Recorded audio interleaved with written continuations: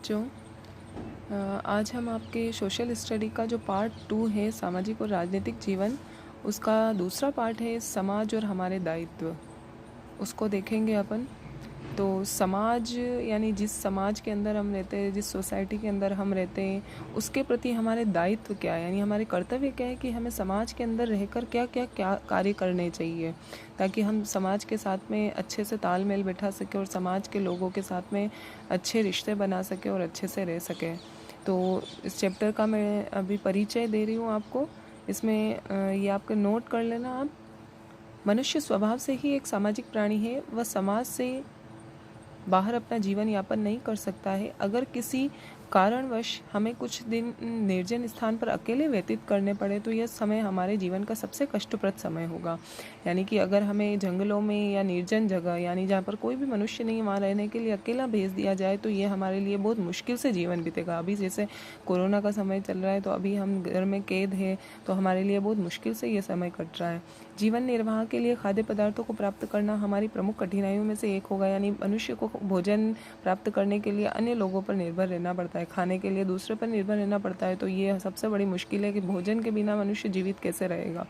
तो हमारे प्रत्येक काम को पूरा करने के लिए हमें अन्य व्यक्तियों के सहयोग की आवश्यकता होती है।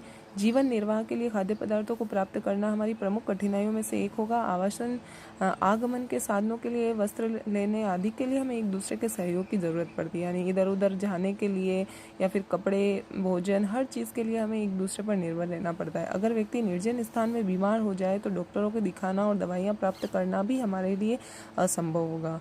कहीं पर भी हम जाएं, अकेले रहें, तो वहाँ पर अगर डॉक्टर नहीं है तो वहाँ पर अगर बीमार पड़ जाए, हमारी मृत्यु हो जाए तो ये भी हमारे लिए बहुत मुश्किल है। इसके अलावा मनुष्य स्वभाव से ही एकाकी जीवन व्यतीत नहीं कर सकता है। इसलिए यदि हमें किसी निर्जन स्थान पर अकेले जीवन बिताना पड़े तो ये हमारे लिए बहुत कष्टप्रद होगा।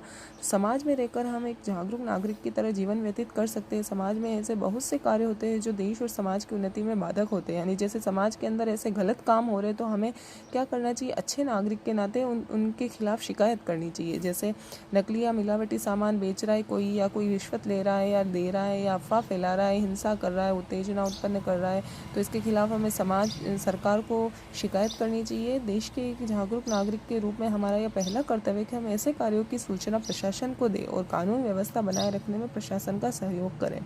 यानी कि हम अगर कोई भी ऐसा कार्य हो रहा है हमारे समाज के अंदर तो हम अच्छे नागरिक के तौर पर हमें क्या करना चाहिए, हमें प्रशासन को सूचना देनी चाहिए।